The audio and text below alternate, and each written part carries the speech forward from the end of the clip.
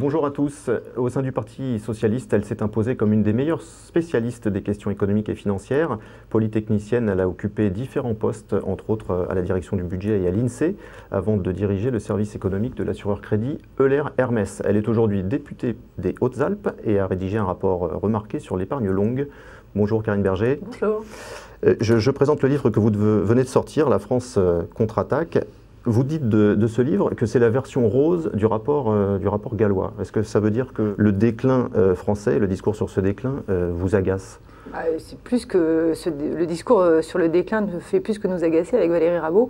On trouve ça scandaleux, on trouve ça inexact et on trouve ça en plus, ayant un impact au final véritablement sur l'état d'esprit des Français. La France est un pays qui, et c'est la thèse du livre, peut réussir dans la mondialisation, sauf si évidemment ceux qui sont censés la faire réussir dans la mondialisation, c'est-à-dire les élites économique et politique, s'acharne à expliquer le contraire. Alors, en parcourant cet ouvrage, je dois dire que j'ai mis un petit peu de temps avant de tomber sur le mot compétitivité. Comme si vous aviez pris un malin plaisir à éviter ce mot-là et ne pas le mettre au cœur de votre démonstration.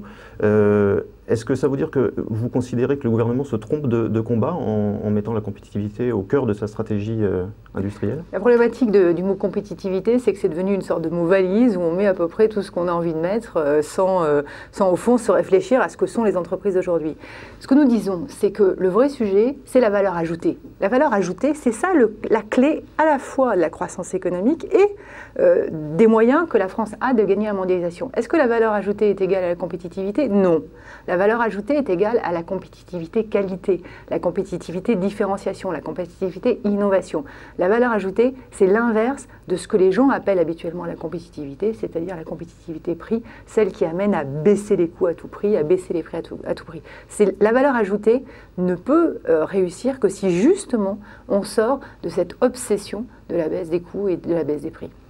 Pour rebondir à nouveau sur un passage de votre livre, comment faire en sorte que notre politique industrielle aide plus les PME d'avenir que les entreprises du passé, comme vous le dites? Alors, il y a des exemples étrangers qu'on a voulu développer dans ce livre. Il y a notamment ce qu'on appelle le Small Business Act américain. Tout le monde est persuadé que le Small Business Act américain, c'est réserver des marchés publics aux PME. C'est vrai. Et d'ailleurs, on recommande de réfléchir à ça en Europe. Mais ce n'est pas du tout ça, le Small Business Act américain.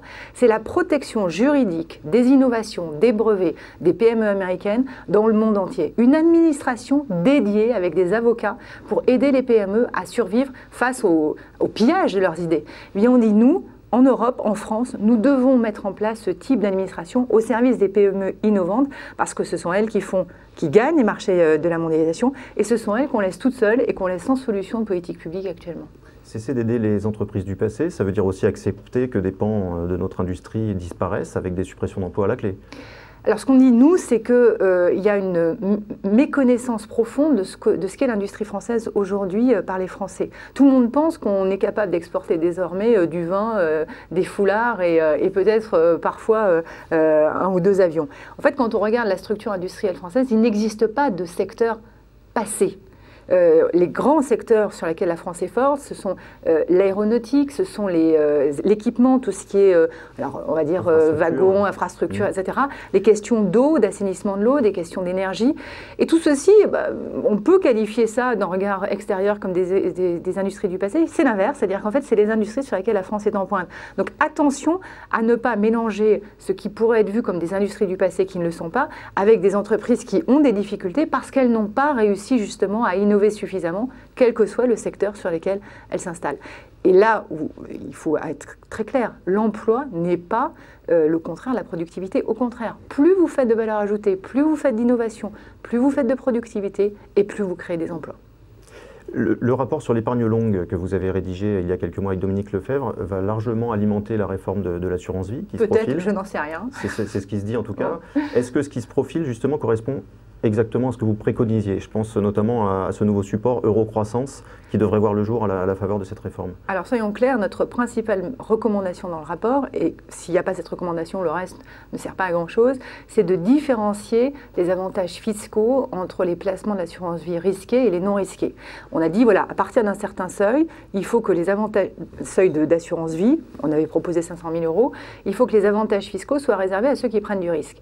La création d'un contrat Eurocroissance ne serait qu'un gadget si elle ne s'accompagnait pas de la mise en place de ce seuil de différenciation fiscale. Ce que vous préconisez, c'est qu'au-delà de 500 000 €, on bascule automatiquement dans ce nouveau dispositif. Je ne demande pas à ce que les gens, je ne demande pas à ce que les gens soient obligés de mettre leur argent à tel ou tel endroit. Je dis simplement, ce qu'on dit, c'est que si ils choisissent de l'obligataire, eh bien ils auront moins d'avantages fiscaux, alors que s'ils choisissent les eurocroissance ou les UC, c'est-à-dire ce qu'il y a de plus risqué, alors là on maintient unité de compte, pardon, on maintient les avantages fiscaux, voire si nécessaire on les augmente. Encore une fois, si vous ne mettez pas cette différenciation de risque, vous pouvez créer tous les contrats de la terre, ça a été fait dans le passé, vous n'aurez pas la moindre augmentation du financement des entreprises par l'assurance vie.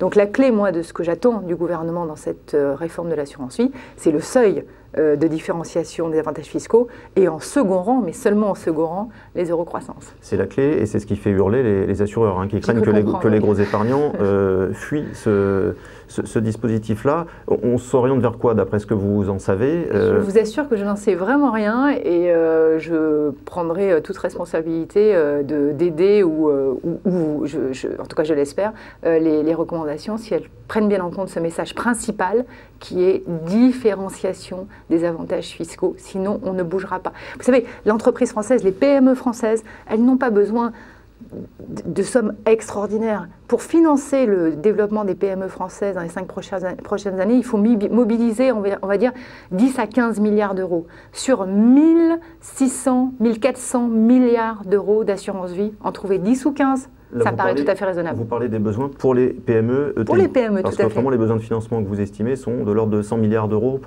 sur les 4 ans à venir. Parce qu'il y a un sujet dont on parle très peu en France, pas assez, alors que dans les autres pays on en parle, c'est la nationalité du capital. Il faut arrêter de voir le capital des belles entreprises, y compris du CAC 40, de plus en plus basculer sur des possesseurs étrangers. Il ne faut pas se battre pour que les obligations françaises restent françaises et que les actions françaises soient laissées à des mains étrangères. Il faut une nationalité française, du capital français au maximum. Ça signifie des besoins de driver l'épargne des Français vers ce type de capital. Ça signifie des politiques publiques adaptées pour ce type d'objectifs. Merci beaucoup, Karine Berger. À bientôt.